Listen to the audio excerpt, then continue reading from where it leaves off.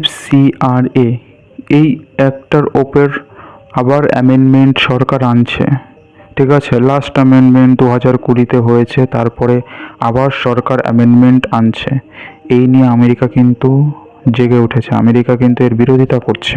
কেন করছে আমি বলছি।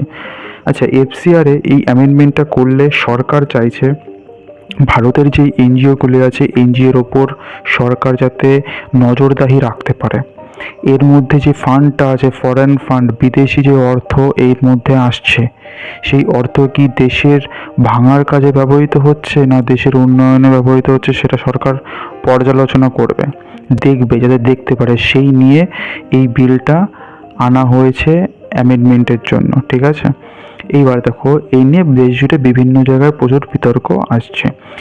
FCRA-র পুরো নাম হলো গিয়ে ফরেন কন্ট্রিবিউশন রেগুলেশন অ্যাক্ট। ঠিক আছে, কন্ট্রিবিউশন রেগুলেশন অ্যাক্ট হলো এমন একটি আইন যা বিদেশ থেকে আসা ফান্ড নিয়ন্ত্রণ করে। এইবার 2026-এ যে সংশোধন বিলটা আনা হয়েছে, সেই বিলে এটা বলা আছে যে এনজিও এর FCRA রেজিস্ট্রেশন যদি শেষ হয়ে যায়, ঠিক আছে, ফরেন ফান্ডিং যে আসবে তার যে রেজিস্ট্রেশন, সেটা যদি শেষ হয়ে গেলে, যদি আবার সেই সংগঠন, সেই এনজিও যদি আবার পুনরায় রিনিউয়ালের জন্য আবেদন না করে, তাহলে সেটা বাতিল হয়ে যাবে। ঠিক আছে, তার সেই সম্পত্তিটা সরকারের আন্ডারে চলে আসবে, কারণ সে রিনিউয়ালের জন্য আবেদন করছে না, পুনরায় রেজিস্ট্রেশনের জন্য।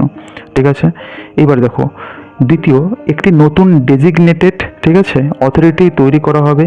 যেই অথরিটির কাজ হবে বিদেশ অর্থে তৈরি, বিদেশের টাকাতে তৈরি যে সমস্ত সম্পত্তি, তার উপরে দেখভাল করা, মানে দেখাশোনা করার উপরে নজর দেওয়ার জন্য ডেজিগনেটেড অথরিটি তৈরি করা হবে।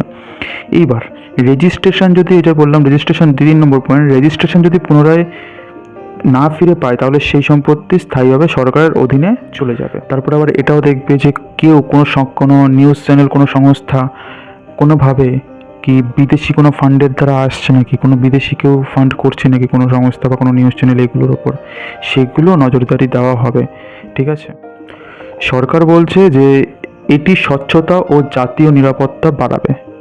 ঠিক আছে, অন্যদিকে যারা সমালোচক, তাদের মতামত, এতে এনজিও এবং নাগরিক সমাজের স্বাধীনতা ক্ষতিগ্রস্ত হতে পারে। এটা হলো কি তাদের মতামত।